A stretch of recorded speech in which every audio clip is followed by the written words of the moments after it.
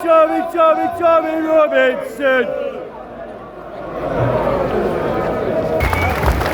As George just told you, Tommy is well and has speaking all over the country for the last few years now, and he's always been well received. He's a very, very good friend of Tommy Robinson's. I'm going to give you up now. Danny Roscoe, go on. Thank you.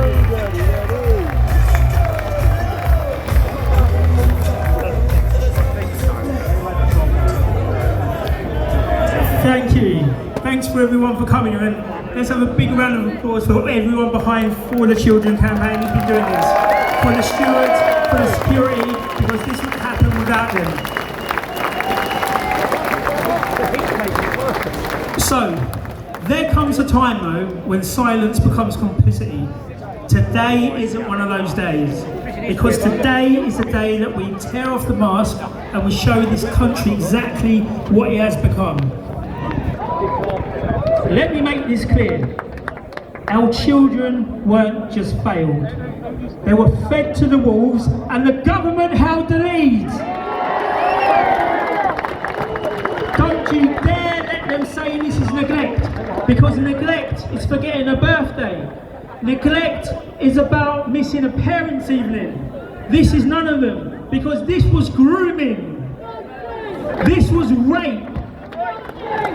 This was the political protection of paedophile networks, and only now they were forced to admit it. Because Baroness Louise Casey, she's not one of us, she's one of the Labour's own. She exposed the truth of what we have been saying for decades upon decades. That police officers have ignored the victims. Survivors were labelled as liars and slags. Gangs ran wild under the nose of the state, and nobody did a thing. This wasn't just failure, this was a strategy. A strategy to keep the Muslim vote happy. A strategy to appease community leaders. A strategy to silence the working class while our daughters were dragged into hell. Where was Keir Starmer when the grooming gangs were being protected? He was the director of public prosecution after all, and he shut down the very first serious investigation. So no, like he claimed, he didn't stop it. He helped to bury it. He's a liar. And where were the Conservatives? They were too busy hosting iftars in Parliament and grovelling to hate preachers while our children were getting groomed. And what now? They're going to hand out medals and tell us that lessons have been learned? No, they haven't. So we are not talking anymore. We are going to be demanding justice. I have multiple demands over multiple places because I don't play policy games, and I'm here to draw a line in the sand. I demand a national criminal investigation into the political cover-ups of grooming gang, starting with Keir Starmer. I demand the prosecution of any MP, any police officer or social worker who facilitated abuse through silence. I demand grooming gang survivors receive state-funded trauma support, way above what they give the illegals and the asylum seekers. And I demand that public trials for the paedophile protection networks, televised, let the people see.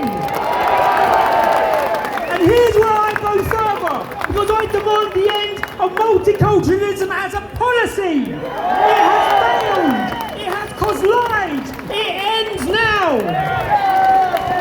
I demand remigration of anyone who refuses to adopt British principles. I don't care where they came from.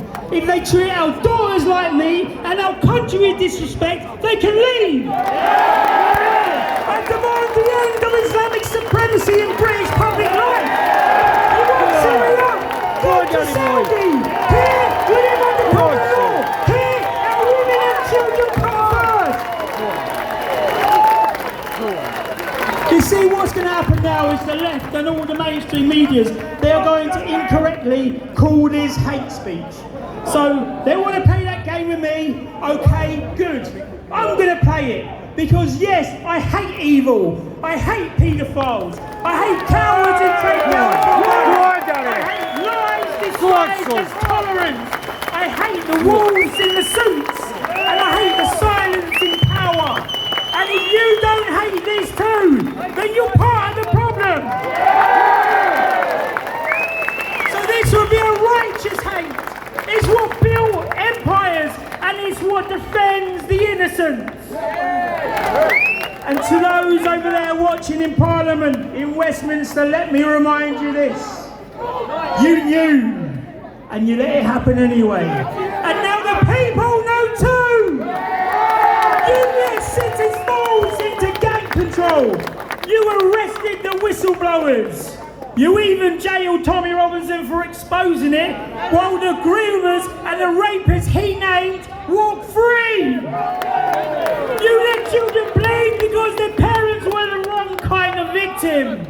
And when they did come forward, you called them racist. You took away their voice.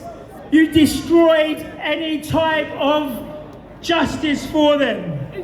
And now they want to talk about healing. Okay, we will heal this country when the guilty are in prison and the people are back in charge. And God bless that one over there with the UKIP flag. That's who we need to get there. That's who's going to be doing it. And I will be standing for them. And I'm proud to be doing that. So let me just finally say a few things here, and I'm going to make it loud and clear because I am done being polite. I am done playing nice. And we are never, ever going to stop because we are the Britain they hoped that died. We are the voice they tried to ban. And we are the judgment that they fear and the reckoning that they deserve. We demand consequences. We demand justice. And finally, we demand Britain back. Go on, Danny boy. Ladies and gentlemen, give it up to Danny Roscoe.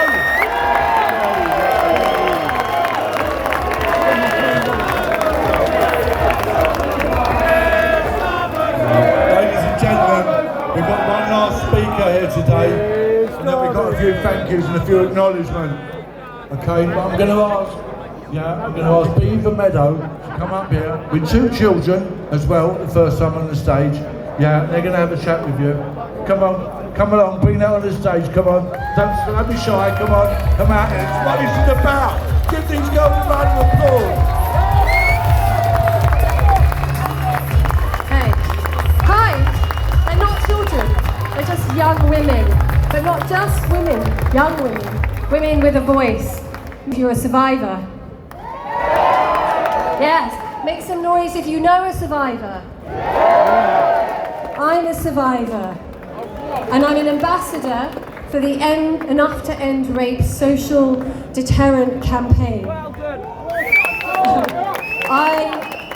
My perpetrator is a 3-time convicted child sex offender, and he's back in the community for a 3rd time.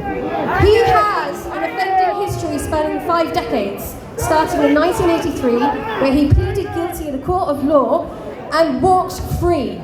He is an associate of Jimmy Savile, and he's back in the community after a 3rd conviction. I am angry. Who is angry here?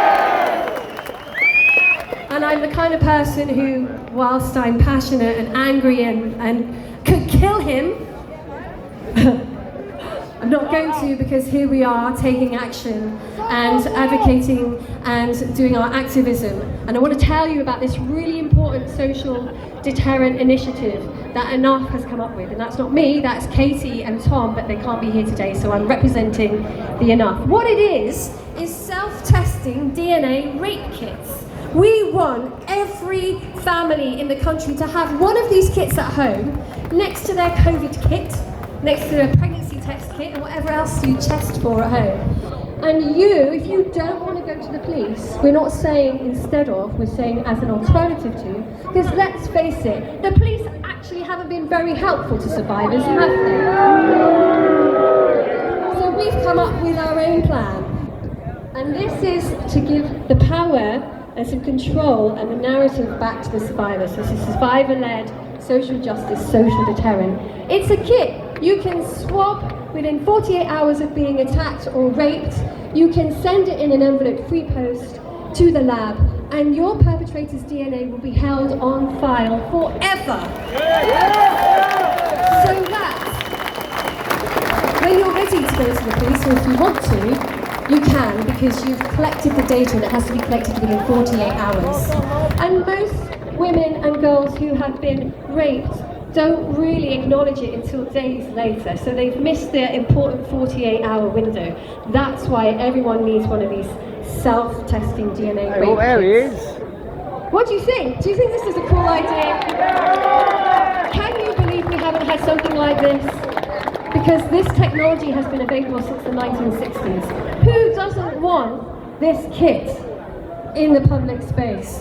I'll tell you who. It's a government that sanctions, it's state-sanctioned gaslighting of victims and survivors to shut us up, keep us quiet, keep us disempowered, so that they can perpetuate their own political agenda or whatever it is they want to do. And we're saying we're not having it no more. Everyone needs to get one of these kits. There's a QR code. Give one to your daughter, to your grandmother, to your aunt, your sister, and all you football fans, all you men, get a kit and give it to one of your loved ones. So that way you are very much a part of the deterrence against rape and violence against women and girls in our community. Thank you so much.